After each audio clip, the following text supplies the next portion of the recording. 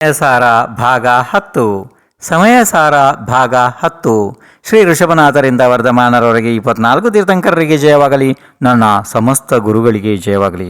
ಈಗ ನೀವು ಸಮಯಸಾರವನ್ನು 10ನೇ ಭಾಗದಲ್ಲಿ ಕೇಳ್ತಾ ಇದ್ದೀರಿ. 9 ಭಾಗಗಳು ಹಿಂದೆ ಮುಗಿದು ಹೋಗಿದ್ದಾವೆ. ಅದನ್ನು ಕೇಳ್ಕೊಬರ್ರಿ. ನೇರವಾಗಿ ಇದನ್ನು ಕೇಳೋದ್ರಿಂದ ಏನೂ ಗೊತ್ತಾಗುವುದಿಲ್ಲ. ಆಯಿತು, ಪ್ರಾರಂಭ. ಎಲ್ಲಿವರೆಗೆ ಆಗಿತ್ತು ಪ್ರಶ್ನೆ? ನಿನ್ನೆ ಯಾರಿಗಾರು ನೆನಪಿದೆಯೇನೋ ನೋಡ್ರಿ, ಹೇಳ್ರಿ. ಇಲ್ಲ. ಈಗ 179ರವರೆಗೆ ನಿನ್ನೆ ಪ್ರಶ್ನೆಗಳು ಆಗಿತ್ತು ಅಲ್ಲವಾ? ಹಾಗಿದ್ರೆ ಈಗ ಪ್ರಶ್ನೆ 179 ಆಗಿತ್ತಲ್ವ ನಿನ್ನೆ? ಹೌದು. ಹಾಂ, ಈಗ ಪ್ರಶ್ನೆ 180. ಇಲ್ಲಿ ಸಂಕ್ಷಿಪ್ತವಾಗಿ ಗುರುಗಳ ಉಪದೇಶ ಏನಿದೆ? ಉತ್ತರ: ಈ ಅಜ್ಞಾನಿ ಜೀವನು ಪುದ್ಗಲಕ್ಕೆ ಅಂದರೆ ಪುದ್ಗಲವನ್ನು ತನ್ನದು ಎಂದು ಮನ್ನಿಸುತ್ತಾನೆ. ಅವನಿಗೆ ಉಪದೇಶ ಕೊಟ್ಟು ಸಾವಧಾನ ಮಾಡಿ ಹೇಳುವುದು ಏನೆಂದರೆ, ಹೇ ಭವ್ಯಜೀವ, ಜಡ ಮತ್ತು ಚೇತನಗಳು ಭಿನ್ನ ಭಿನ್ನ ಇವೆ. ಅವು ಯಾವಾಗಲೂ ಒಂದಾಗುವುದು ಸಾಧ್ಯನೇ ಇಲ್ಲ. ಆದ್ದರಿಂದ ಹೇ ಅಜ್ಞಾನಿ, ಪರದ್ರವ್ಯದ ಜೊತೆಗೆ ಒಂದಾಗುವುದನ್ನು ಬಿಟ್ಟು ಬಿಡು. ಇದರಿಂದ ಯಾವ ಲಾಭವೂ ಇಲ್ಲ ಎಂದು ಕರುಣಾಭಾವನೆಯಿಂದ ಇಲ್ಲಿ ಆಚಾರ್ಯರು ಉಪದೇಶವನ್ನು ಕೊಡುತ್ತಾರೆ. ಪ್ರಶ್ನೆ 181. ಆತ್ಮನ ಅನುಭವದ ಮಹಿಮೆ ಏನು ಇದೆ? ಉತ್ತರ: ಬಹಳ ಮಹತ್ವಪೂರ್ಣ ಬಿಂದು ಇದು. ಅದರಿಂದ ಸ್ವಲ್ಪ ಇದನ್ನ ಬರ್ಕೊಳ್ರಿ, ಬೇಕಾರೆ ಸ್ವಲ್ಪ ಸರಿಯಾಗಿ ಕೇಳ್ಕೊಳ್ರಿ. ಹಾಂ, ಇನ್ನೊಂದು ವಿಷಯ ತಿಳ್ಕೊಳ್ರಿ.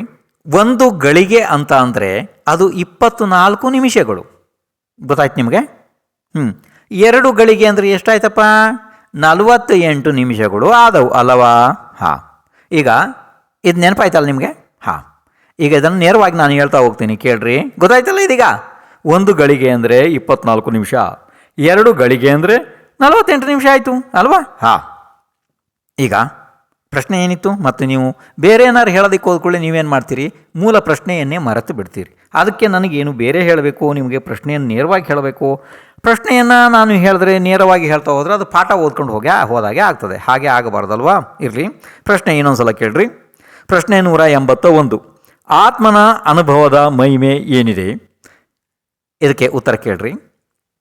ಒಂದು ವೇಳೆ ಈ ಆತ್ಮನು 2 ಗಳಿಗೆ ಸಮಯ ಅಂದರೆ 48 ನಿಮಿಷ ಪುದ್ಗಲ ದ್ರವ್ಯದಿಂದ ಬೇರೆಯಾಗಿ ತನ್ನ ಶುದ್ಧ ಸ್ವರೂಪದ ಅನುಭವ ಮಾಡಿದರೆ, ಅಂದರೆ ಅದರಲ್ಲಿ ಮಗ್ನನಾದರೆ, ಪರಿಶಗಳು ಉಂಟಾದರೂ ಕೂಡ ಚಲಿಸದೇ ಇದ್ದರೆ, ಘಾತಿ ಕರ್ಮಗಳನ್ನು ನಾಶ ಮಾಡಿ ಕೇವಲ ಜ್ಞಾನವನ್ನು ಪಡೆದುಕೊಂಡು ಮೋಕ್ಷಕ್ಕೆ ಪ್ರಾಪ್ತವಾಗಬಹುದಾಗಿದೆ.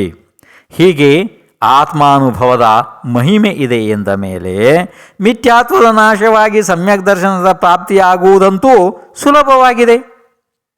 ಅದಕ್ಕಾಗಿ ಶ್ರೀ ಗುರುಗಳು ಇದೇ ಉಪದೇಶವನ್ನು ಪ್ರಾಮುಖ್ಯದಿಂದ ಅಂದರೆ ಮುಖ್ಯವಾಗಿ ಕೊಟ್ಟಿದ್ದಾರೆ. ಪ್ರಶ್ನೆ 182. ಅಪ್ರತಿಬುದ್ಧ ಅಂದರೆ ಅಜ್ಞಾನಿ ತನ್ನ ಅನುಭವಗಳನ್ನು ಹೇಗೆ ಹೇಳುತ್ತಾನೆ? ಉತ್ತರ: ಇದಕ್ಕೆ ಉತ್ತರ ರೂಪವಾಗಿ ಆಚಾರ್ಯ ಶ್ರೀ ಕುಂದಕುಂದರು ಜೀವಾಧಿಕಾರದ 26ನೆಯ ಸಂಖ್ಯೆಯ ಗಾಥೆಯನ್ನು ಹೇಳುತ್ತಾರೆ, ಕೇಳಿರಿ. ಜದಿ ಜೀವೋ ನಾ ಶರೀರಂ ತಿತ್ತಯರಾಯರಿಯ ಸಂತುದಿ ಚೇವಾ ಸವ್ವಾವಿ ಹವದಿ ಮಿಚ್ಛಾ ತೇಣಾದು ಆಧಾ ಹವದಿ ದೇಹೋ. ಈಗ ಇದರ ಗಾಥೆಯ ಅರ್ಥವನ್ನು ಹೇಳುತ್ತಾರೆ. ಅಪ್ರತಿಬುದ್ಧನಾದ ಜೀವನು ಅಂದರೆ ಅಜ್ಞಾನಿಯಾದ ಜೀವನು ಹೀಗೆ ಹೇಳುತ್ತಾನೆ. ಒಂದು ವೇಳೆ ಜೀವನಿಗೆ ಶರೀರವಿಲ್ಲವೆಂದರೆ ತೀರ್ಥಂಕರರ ಮತ್ತು ಆಚಾರ್ಯರ ಸ್ತುತಿಗಳು ಎಲ್ಲವೂ ಸುಳ್ಳು ಆಗುತ್ತದೆ. ಆದುದರಿಂದ ನಾವು ಹೀಗೆ ತಿಳಿಯುತ್ತೇವೆ, ಆತ್ಮನೇ ಶರೀರ ಇದ್ದಾನೆ. ಈ ರೀತಿ ಅಪ್ರತಿಬುದ್ಧ ಅಂದರೆ ಅಜ್ಞಾನಿ ತನ್ನ ಅಭಿಪ್ರಾಯವನ್ನು ಹೇಳಿಬಿಟ್ಟ. ಈಗ ನಿಮಗೆ ಇದನ್ನು ಒಂದು ಸ್ವಲ್ಪ ಸರಳವಾಗಿ ಈ ಅರ್ಥವನ್ನು ಹೇಳ್ತೇನೆ, ಕೇಳ್ರಿ. ಭಾಳ ಸರಳವಾಗಿ ಅಂದರೆ ಅಪ್ರತಿಬುದ್ಧ ಏನಂತಾನೆ ಅಂತಂದರೆ, ಒಂದು ವೇಳೆ ಜೀವಕ್ಕೆ ಶರೀರ ಇಲ್ಲ ಅಂತ ನೀವು ಹೇಳ್ತಿರಲ್ಲ, ಹಾಗಾದರೆ ಇರಲಿ, ಮತ್ತು ಹಾಗಾದರೆ ತೀರ್ಥಂಕರರ ಶರೀರದ ಸ್ತುತಿಗಳನ್ನು ಮಾಡಲಾಗ್ತದೆ, ಆಚಾರ್ಯರ ಶರೀರದ ಸ್ತುತಿಗಳನ್ನು ಮಾಡಲಾಗ್ತದೆ. ಇದರಿಂದ ಏನು ತಿಳಿದು ಬರ್ತದೆ ಅಂತಂದರೆ, ಆತ್ಮನೇ ಶರೀರ ಇದ್ದಾನೆ, ಶರೀರವೇ ಆತ್ಮ ಇದ್ದಾನೆ ಹಾಗೆ ಅಂಥೇಳಿ ಅವನ ಅಜ್ಞಾನದ ಅಭಿಪ್ರಾಯವನ್ನು ಹೇಳಿಬಿಟ್ಟ. ಈಗ ಆಚಾರ್ಯರು ಏನಂತಾರೆ, ಉತ್ತರ ಏನು ಕೊಡುತ್ತಾರೆ ನೋಡೋಣ. ಪ್ರಶ್ನೆ 183. ಶರೀರವೇ ಆತ್ಮನಿದ್ದಾನೆ ಎಂದು ಅಜ್ಞಾನಿ ಯಾವ ಆಧಾರದಿಂದ ಹೇಳುತ್ತಾನೆ? ಉತ್ತರ ಕೇಳ್ರಪ್ಪ. ಯಾವನು ಆತ್ಮನಿದ್ದಾನೆ ಅವನೇ ಪುದ್ಗಲದ ದ್ರವ್ಯ ಸ್ವರೂಪವಾದ ಶರೀರನಿದ್ದಾನೆ. ಒಂದು ವೇಳೆ ಹೀಗೆ ಇಲ್ಲದಿದ್ದರೆ ತೀರ್ಥಂಕರರ ಮತ್ತು ಆಚಾರ್ಯರ ಯಾವ ಸ್ತುತಿ ಮಾಡಲಾಗಿದೆ ಅದೆಲ್ಲವೂ ಸುಳ್ಳೆಂದು ಸಿದ್ಧವಾಗಬಹುದು. ಈ ಸ್ತುತಿಯು ಈ ಪ್ರಕಾರ ಇದೆ. ಹೇ ತೀರ್ಥೇಶ್ವರ ಸೂರ್ಯ ವಂದ್ಯ, ಅಂದರೆ ಆ ತೀರ್ಥಂಕರರು ಮತ್ತು ಆಚಾರ್ಯರುಗಳು ವಂದನೀಯರಾಗಿದ್ದಾರೆ. ಹೇಗಿದ್ದಾರೆ ಅವರು ಅಂದರೆ, ತಮ್ಮ ಶರೀರದ ಕಾಂತಿಯಿಂದ 10 ದಿಕ್ಕುಗಳನ್ನು ಬೆಳಗುತ್ತಾರೆ, ನಿರ್ಮಲ ಮಾಡುತ್ತಾರೆ. ತಮ್ಮ ತೇಜಸ್ಸಿನಿಂದ ಉತ್ಕೃಷ್ಟವಾದ ತೇಜಸ್ಸನ್ನು ಸೂರ್ಯಾದಿಕರ ಕಾಂತಿಯನ್ನು ಅಡಗಿಸಿ ಬಿಡುತ್ತಾರೆ. ತಮ್ಮ ರೂಪ ಲಾವಣ್ಯದಿಂದ ಜನರ ಮನಸ್ಸನ್ನು ಸೆಳೆಯುತ್ತಾರೆ. ದಿವ್ಯ ಧ್ವನಿಯಿಂದ ಕಿವಿಗಳಲ್ಲಿ ಪ್ರತ್ಯಕ್ಷವಾಗಿ ಸುಖ ಅಮೃತದ ವೃಷ್ಟಿ ಮಾಡುತ್ತಾರೆ. ಮತ್ತು ಅವರು 1008 ಲಕ್ಷಣಗಳನ್ನು ಧರಿಸಿದವರು ಆಗಿದ್ದಾರೆ. ಇವೇ ಮೊದಲಾದ ರೂಪದಿಂದ ತೀರ್ಥಂಕರರುಗಳ ಮತ್ತು ಆಚಾರ್ಯರುಗಳ ಯಾವ ಸ್ತುತಿ ಇದೆ ಅದು ಎಲ್ಲವೂ ಸುಳ್ಳು ಎಂದು ಸಿದ್ಧವಾಗುತ್ತದೆ. ಅದಕ್ಕಾಗಿ ನಮ್ಮದಂತೂ ಯಾವ ಆತ್ಮನಿದ್ದಾನೆ ಅವನೇ ಶರೀರವಾಗಿದ್ದಾನೆ, ಪುದ್ಗಲ ದ್ರವ್ಯವಾಗಿದ್ದಾನೆ ಎಂಬುದು ಏಕಾಂತ ನಿಶ್ಚಯವಿದೆ ಎಂದು ಅಪ್ರತಿಬುದ್ಧನು ಹೇಳುತ್ತಾನೆ. ಇದು ಗೊತ್ತಾಯ್ತಲ್ಲ ನಿಮಗೆ? ಅಪ್ರತಿಬುದ್ಧ ಅಂದರೆ ಅಜ್ಞಾನಿ ಮನುಷ್ಯ ಇದನ್ನು ಈ ರೀತಿ ಹೇಳುತ್ತಾನೆ. ಗೊತ್ತಾಯ್ತಲ್ಲಪ್ಪ? ಹಾಂ. ಈಗ ಇನ್ನು ಮುಂದೆ ಹಾಗಿದ್ರೆ ನೋಡಿ, ಪ್ರಶ್ನೆ 184. ಅಪ್ರತಿಬುದ್ಧ ಅಂದರೆ ಅಜ್ಞಾನಿಗೆ ನಯಗಳ ದೃಷ್ಟಿಯಿಂದ ಆತ್ಮನೊಂದಿಗೆ ಇರುವ ಶರೀರದ ಬಗ್ಗೆ ಆಚಾರ್ಯರು ಏನೆಂದು ತಿಳಿಸುತ್ತಾರೆ? ಇದು ಪ್ರಶ್ನೆ. ಇದಕ್ಕೆ ಉತ್ತರ ಕೇಳ್ರಿ. ಇದಕ್ಕೆ ಉತ್ತರವಾಗಿ ಆಚಾರ್ಯ ಶ್ರೀ ಕುಂದಕುಂದರು ಜೀವಾಧಿಕಾರದ ಗಾಥಾ ಸಂಖ್ಯೆ 27 ಹೇಳುತ್ತಾರೆ, ಕೇಳಿರಿ. ವವಹಾರಣಯೋ ಭಾಸದಿ ಜೀವೋ ದೇಹ ಯಾ ಹವದಿ ಖಲು ಇಕ್ಕೋ ನದು ನಿಶ್ಚಯಸ್ಸ ಜೀವೋ ದೇಹೋ ಯಾ ಕಥಾವಿ ಎಕ್ಕಟ್ಟೋ. ಈಗ ಈ ಗಾಥೆಯ ಅರ್ಥವನ್ನು ಹೇಳುತ್ತಾರೆ.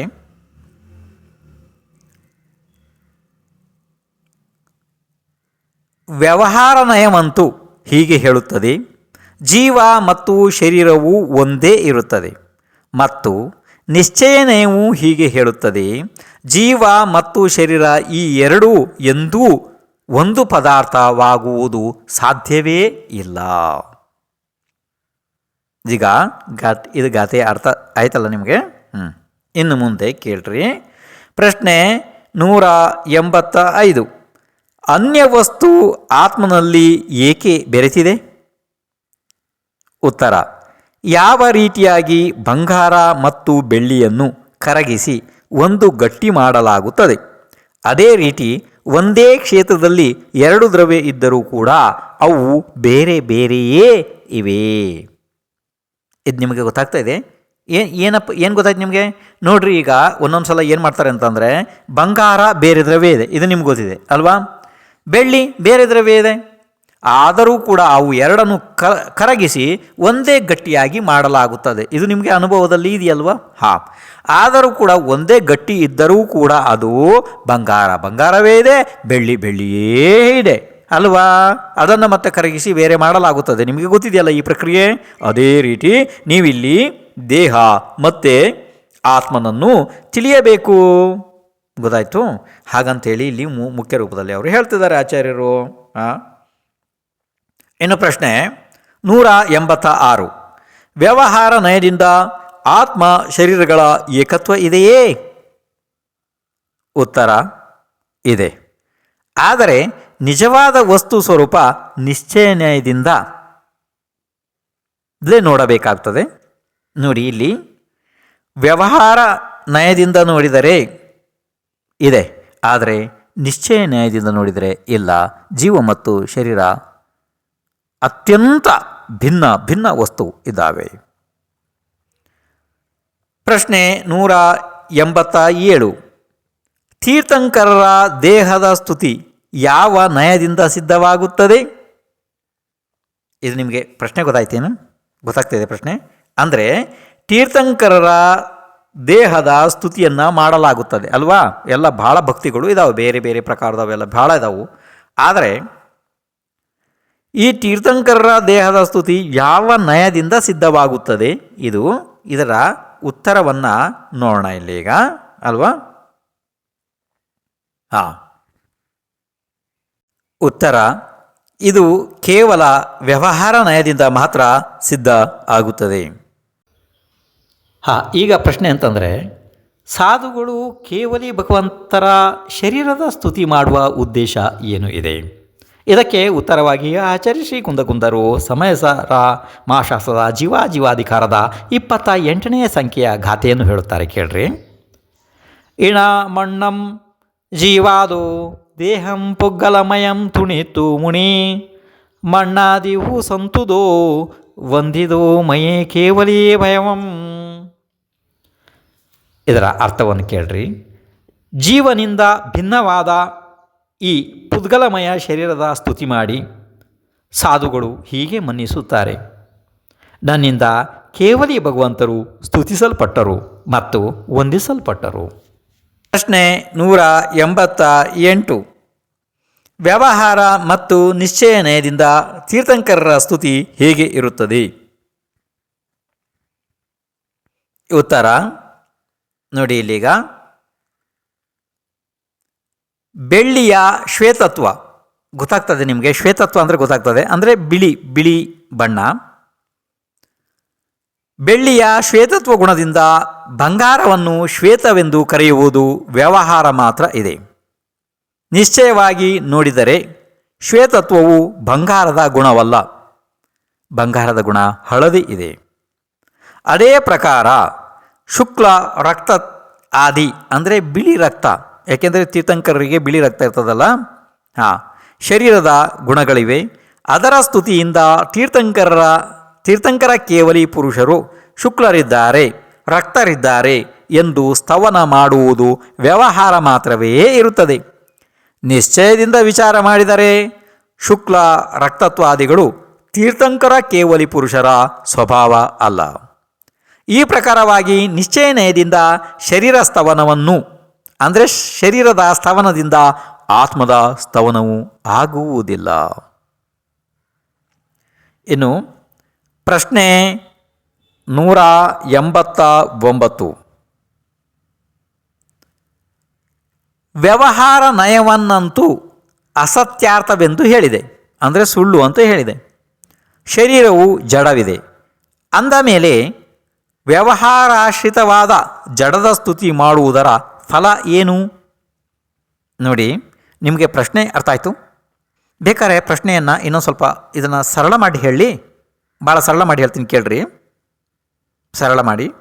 ಪ್ರಶ್ನೆ 189, ವ್ಯವಹಾರ ನಯವಂತೂ ಅಸತ್ಯಾರ್ಥ ಅಂದರೆ ಸುಳ್ಳಿದೆ, ಶರೀರ ಜಡ ಇದೆ, ಅದರಲ್ಲಿ ಚೇತನ ಇಲ್ಲ ಅಲ್ವಾ? ಅಂದಮೇಲೆ ವ್ಯವಹಾರದ ಆಶ್ರಯವಾಗಿ ಜಡದ ಸ್ತುತಿ ಮಾಡುವುದರಲ್ಲಿ ಫಲ ಏನಿದೆ? ಬಹಳ ಒಳ್ಳೆಯ ಪ್ರಶ್ನೆ ಅಲ್ವಾ? ಬಹಳ ಸುಂದರವಾದ ಪ್ರಶ್ನೆ. ಈ ಉತ್ತರ ಕೇಳ್ರಿ. ವ್ಯವಹಾರ ನಯವು ಸರ್ವದಾ ಅಸತ್ಯಾರ್ಥ ಇಲ್ಲ. ಅಂದರೆ ವ್ಯವಹಾರ ನಯ ಸಂಪೂರ್ಣ ಸುಳ್ಳು ಅಂತ ಹೇಳಲು ಬರುವುದಿಲ್ಲ. ನಿಶ್ಚಯ ನಯವನ್ನು ಪ್ರದಾನ ಮಾಡಿ ಇದನ್ನು ಅಸತ್ಯಾರ್ಥವೆಂದು ಹೇಳಲ್ಪಟ್ಟಿದೆ ಅಷ್ಟೇ. ಮತ್ತು ಛದ್ಮಸ್ಥರಿಗೆ, ಛದ್ಮಸ್ಥ ಅಂದರೆ ಗೊತ್ತಾಗ್ತದಲ್ಲ ನಿಮಗೆ, ಅಂದರೆ ಛದ್ಮಸ್ಥ ಅಂದರೆ ಜ್ಞಾನಾವರ್ಣ್ಯ ಮತ್ತು ದರ್ಶನಾವರ್ಣ್ಯದ ಒಳಗಡೆ ಇರುವವರು ಛದ್ಮಸ್ಥರು. ಛದ್ಮಸ್ಥರಿಗೆ ತನ್ನ ಹಾಗೂ ಇತರರ ಆತ್ಮನು ಪ್ರತ್ಯಕ್ಷವಾಗಿ ಕಾಣುವುದಿಲ್ಲ, ಶರೀರವೇ ಕಂಡುಬರುತ್ತದೆ. ಅದರ ಶಾಂತರೂಪವಾದ ಮುದ್ರೆಯನ್ನು ನೋಡಿ ತನಗೂ ಕೂಡ ಶಾಂತ ಭಾವ ಆಗುತ್ತದೆ. ಈ ಪ್ರಕಾರದ ಉಪಕಾರವನ್ನು ತಿಳಿದುಕೊಂಡು ಶರೀರದ ಆಶ್ರಯದಿಂದಲೂ ಸ್ತುತಿ ಮಾಡಲಾಗುತ್ತದೆ ಮತ್ತು ಶಾಂತ ಮುದ್ರೆಯನ್ನು ನೋಡಿ ಅಂತರಂಗದಲ್ಲಿ ವೀತರಾಗ ಭಾವದ ನಿರ್ಣಯವಾಗುತ್ತದೆ. ಇದು ಕೂಡ ಮಹಾ ಉಪಕಾರ ಇದೆ. ಈಗ ನಿಮಗೆ ಇದನ್ನು ಸ್ವಲ್ಪ ಸರಳವಾಗಿ ನಾನು ಹೇಳಬೇಕು ಅಂತಂದರೆ ಈ ವಿಷಯವನ್ನು, ಈಗ ನೋಡ್ರಿ, ನಾವು ನೀವು ಎಲ್ಲರೂ ಛದ್ಮಸ್ಥರಿದ್ದೀವಿ ಅಂತಂದರೆ 12ನೇ ಗುಣಸ್ಥಾನದ ಅಂತ್ಯದವರೆಗೂ ಕೂಡ ಜೀವ ಛದ್ಮಸ್ಥ ಇರುತ್ತದೆ. ಅಂದರೆ ಜ್ಞಾನಾವರ್ಣ್ಯ ಕರ್ಮ ಮತ್ತು ದರ್ಶನಾವರ್ಣ್ಯ ಕರ್ಮದ ಉದಯದಲ್ಲಿ ಇರುವಂಥ ಜೀವ ಛದ್ಮಸ್ಥ. ಹಾಗಿದ್ದರೆ ನಮಗೆ ಆತ್ಮನನ್ನು ನೋಡುವ ತಿಳಿಯುವ ಶಕ್ತಿ ಇರುವುದಿಲ್ಲ ಅಲ್ವಾ? ಯಾಕೆಂದರೆ ಅದಕ್ಕೆ ಪ್ರತ್ಯಕ್ಷ ಜ್ಞಾನ ಬೇಕು. ಆವಾಗ ನಾವು ಏನು ಮಾಡಬೇಕು? ಶಾಂತವಾದ ಶರೀರ, ಯಾಕೆಂದರೆ ತೀರ್ಥಂಕರರ ಶರೀರ ಮತ್ತು ಮೂರ್ತಿಯ ಶರೀರ ಎಲ್ಲ ಇದೆಯಲ್ಲ, ಮೂರ್ತಿಗಳು ಎಷ್ಟು ಶಾಂತವಾಗಿರ್ತವೆ. ಅದನ್ನು ನೋಡಿದಾಗ ನಮಗೆ ಯಾವ ಅನುಭವ ಆಗ್ತದೆ ಅಂದರೆ ನಾವು ಸಂಪೂರ್ಣ ಅದೇ ಸ್ವರೂಪ ನನ್ನದು ಕೂಡ ಇದೆ, ಆ ಶಾಂತ ಸ್ವರೂಪ ನನ್ನದು ಇದೆ ಎಂಬ ಭಾವನೆ ನಮ್ಮಲ್ಲಿ ಉದಯ ಆಗುತ್ತದೆ ಅಲ್ಲವೇ? ಇದು ಮಹಾ ಉಪಕಾರ ಇದೆ. ಆ ರೀತಿ ನಾವು ಶಾಂತ ಭಾವಕ್ಕೆ ಪ್ರಾಪ್ತ ಆಗುವುದರಿಂದ ಎಷ್ಟೋ ಅಸಂಖ್ಯಾತ ಕರ್ಮಗಳು ನಮ್ಮಿಂದ ನಿರ್ಜರೆ ಆಗ್ತವೆ ಮತ್ತು ನಮಗೆ ಶಾಂತತೆಯು ವೀತರಾಗತೆಯು ಪ್ರಾಪ್ತ ಆಗುತ್ತದೆ ಅಲ್ಲವೇ? ಆದ್ದರಿಂದ ತೀರ್ಥಂಕರರ ದೇಹದ ಸ್ತುತಿ ಕೂಡ ಎಷ್ಟು ದೊಡ್ಡ ಒಂದು ಪುಣ್ಯಕರ ಬಿಂದು ಇದೆ ಅಲ್ಲವಾ? ಅದೇ ರೀತಿ ಇದನ್ನು ತಿಳಿಯಬೇಕು ನೀವು. ಇನ್ನು ಪ್ರಶ್ನೆ 190. ನಿಶ್ಚಯ ನಯದಿಂದ ಕೇವಲಿಗಳ ಸ್ತುತಿ ಏನು ಇದೆ ಅಂದರೆ, ಈಗ ಗೊತ್ತಾಗ್ತಿದೆಯಲ್ಲ ನಿಮಗೆ, ನಿಶ್ಚಯ ನಯದಿಂದ ಕೇವಲಿಗಳ ಸ್ತುತಿ ಹೇಗೆ ಇದೆ? ಅದಕ್ಕೆ ಈಗ ಆಚಾರ್ಯ ಶ್ರೀ ಕುಂದಕುಂದರು ಜೀವಾಧಿಕಾರದ 29ನೆಯ ಸಂಖ್ಯೆಯ ಗಾಥೆಯನ್ನು ಹೇಳುತ್ತಾರೆ. ತಂ ನಿಶ್ಚಯೇಣ ಜಿಜ್ಜದಿ ನಾ ಶರೀರ ಗುಣಾಹಿ ಹೋಂತಿ ಕೇವಲೀನೋ ಕೇವಲಿ ಗುಣೇ ತುಣದಿ ಜೋಸೋ ತಚ್ಚಂ ಕೇವಲಿಂ ತುಣದೇ.